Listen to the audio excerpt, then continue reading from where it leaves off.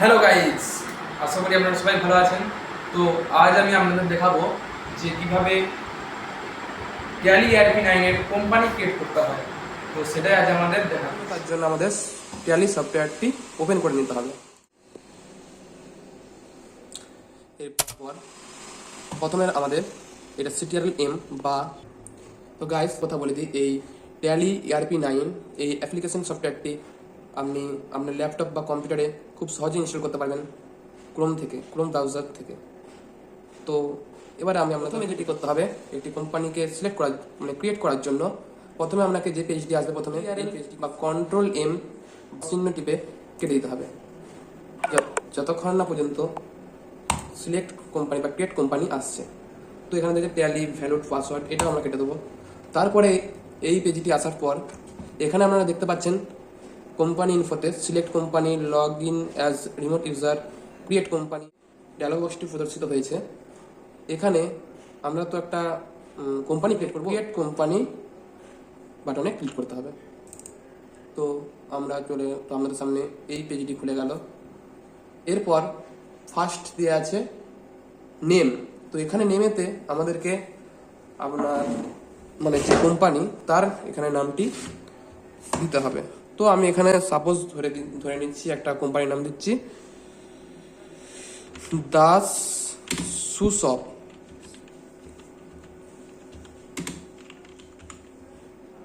হলো, এরপর এন্টার দিয়ে পরে চলে গেলাম। সেখানে আছে মেলিং নেম। এখানে অটোমেটিক আপনার যে কোম্পানির নেমটা দিয়েছেন সেটা অটোমেটিক বসে যাবে। এরপর আপনি সেটাকে এন্টার দিয়ে নিচে চলে আসবেন, দিয়ে আপনারা এখানে আপনাদের অ্যাড্রেস দেবেন। যেমন আমি দিয়ে দিচ্ছি আমাদের অ্যাড্রেস।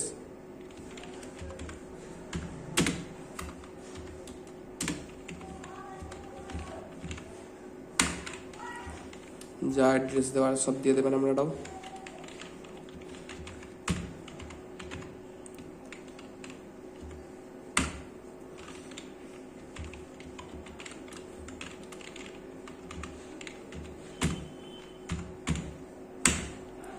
আচ্ছা, আমরা অ্যাড্রেস দিয়ে দিয়েছি।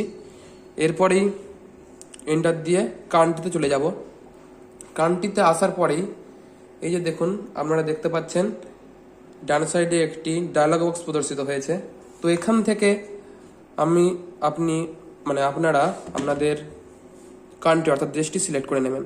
তো এখানে আমি করে নিচ্ছি আমাদের ইন্ডিয়া। তো আমরা এখানে ইন্ডিয়া সিলেক্ট করে নিলাম। পরে আসছে স্টেট। তো ঠিক একইভাবেই ডান দিকে ডায়লগ বক্স থেকে আপনি আপনার স্টেটটিও সিলেক্ট করে নেবেন। আমাদের ওয়েস্ট বেঙ্গল স্টেট, তো আমরা এখানে ওয়েস্ট বেঙ্গল স্টেটটিকে সিলেক্ট করে নেব। এরপর আপনারা পিনকোড বসিয়ে দেবেন আমাদের 712-122। এরপর এন্টার দিয়ে কন্ট্যাক্ট ডিটেলসে চলে যাব। এরপর এখানে আছে টেলিফোন নাম্বার দেওয়ার কোনো প্রয়োজন নেই। যদি আপনাদের টেলিফোন নাম্বার থাকেন তো দেবেন, নইলে কোনো দেওয়ার প্রয়োজন নেই। এন্টার দিয়ে পরের মোবাইল নাম্বার চলে যাব। এখানে আপনারা আপনাদের কোম্পানির যে মোবাইল নাম্বার আমাদের কন্ট্যাক্ট করতে পারবে সেই মোবাইল নাম্বারটি এখানে দিয়ে দেবেন। যেমন এখানে আমি দিয়ে দিচ্ছি আমাদের নাম্বার।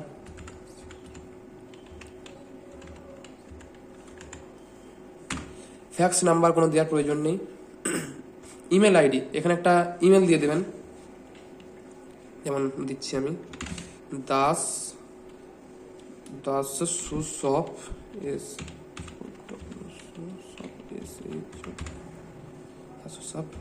gmail.com। এরপর ওয়েবসাইট দিয়েছে, ওয়েবসাইটও একটা দিয়ে দেবেন আপনারা www.dassushop.com। এই পয়েন্টটা দিয়ে দেবো। ফিনান্সিয়াল ইয়ার্স ফর্ম প্রত্যেক ব্যবসার ক্ষেত্রে বা কোম্পানির ক্ষেত্রে এই বছরটি নির্দিষ্টভাবে সিলেক্ট করা থাকে। তাই এই টাইমটিকে বা এই ডেটটিকে কোনো মতেই পাল্টানো যাবে না। কারণ এই ডেটটাতেই সমস্ত কোম্পানি বা সমস্ত ব্যবসার ক্ষেত্রে এই ডেটটি প্রযোজ্য। তাই এই ডেটটি কোনোভাবে পাল্টানো যাবে না। তাই এটাকে আমরা এন্টার দেন পরের সিকিউরিটি কন্ট্রোলে চলে আসবেন। ট্যালি ভ্যালিড পাসওয়ার্ড এটা দেওয়ার কোনো প্রয়োজন নেই, এটা এন্টার দিয়ে চলে আসবেন। এরপর আপনারা আসবেন ইউজ সিকিউরিটি কন্ট্রোল, অর্থাৎ এটাকে যে কন্ট্রোল করবে তার হস্তক্ষেপে এটা চলে আসছে। তো এখানে আসার পরে আপনারা এটাকে ইয়েস করে দেবেন। এখানে চাইছে নেম অফ অ্যাডমিনিস্ট্রেটর। আচ্ছা, এটাতে আপনারা আপনাদের ইউজার নেমটি দিয়ে দেবেন। যেমন আমি এখানে দিয়ে দিচ্ছি দাস সু সপ।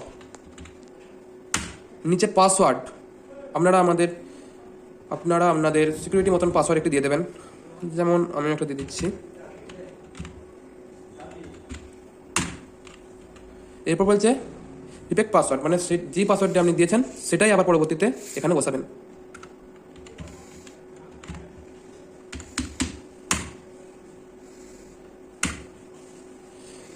এরপর ইউজ ট্যালি এডিট হয়েছে, এটা এ দুটো নই থাকবে। দেখুন এবারে আপনাদেরকে একটা কথা বলি। এই যে আমরা দেখতে পাচ্ছেন এখানে আমি কান্ট্রি ইন্ডিয়া করেছি। তো এখানে যেহেতু আমি ইন্ডিয়া করেছি তাই এই বেসিক কারেন্সি ইনফরমেশানে আপনি যে দেশ সিলেক্ট করবেন সেই দেশ অনুযায়ী এখানে উপস্থাপিত হবে। যেমন এখানে কারেন্সি সিম্বল আমাদের রুপিসের চিহ্ন, যেমন আমি ইন্ডিয়া করেছি বলে এখানে রুপিস দিয়েছে। যদি এটা আমি অন্য করতাম তো যেমন এখানে ডলার আরও অন্যান্য কারেন্সির বিভিন্ন দেশের। তো যেহেতু আমরা এখানে ইন্ডিয়া সিলেক্ট করেছি তাই আমাদের এখানে ইন্ডিয়ান কারেন্সি সিম্বল রুপিসের সিম্বল এসেছে। তো এই ইন্ডিয়ার কান্ট্রি দেওয়ার জন্যই আমাদের এখানটাতে নিজে থেকেই সব কিছু ঠিকঠাক হয়ে যাবে। শুধু আমাদের কাজ এরপর এন্টার দিয়ে চলে আসবেন। আসার পর এখানে অ্যাকসেপ্ট। তো দেখুন এবার আপনাদের কোম্পানি ক্রিয়েট হয়ে গেল। আমরা যেটা ভেবেছিলাম সেটা করে দিয়েছি। এরপর এই কোম্পানিটা তো আমাদের ক্রিয়েট হয়ে গেল। তো এটা খোলার জন্য কি করবে? খোলার জন্য এখানে যে ওখানে দিয়েছিলেন ইউজার নেম, তো সেই ইউজার নেম এখানে বসিয়ে দেবেন আপনারা। যেমন আমি দিয়েছিলাম দাসু শপ। এন্টার দিয়ে পাসওয়ার্ড আপনি যে পাসওয়ার্ড দিয়েছিলেন এখানেও একই পাসওয়ার্ড বসাবেন। এই দেখুন আমাদের কোম্পানি ক্রিয়েট হয়ে গেল। তো আশা করি আপনারা এটা সবাই ভালোভাবে বুঝতে পেরেছেন। হ্যাঁ, তো সো গাইস, আপনারা আশা করি এখান থেকে কোম্পানি ক্রিয়েট কীভাবে কী করতে হয় সেটা জানতে পেরেছেন। এই পর্যন্তই ছিল আজকের ভিডিওটি। আশা করি ভিডিও থেকে কিছু শিখতে পারলে, ভিডিওটি থেকে কিছু জানতে পারলে সাবস্ক্রাইব ও লাইক করে বেল আইকনটি অন করে পাশে থাকবেন। দেখা হচ্ছে পরের ভিডিওতে।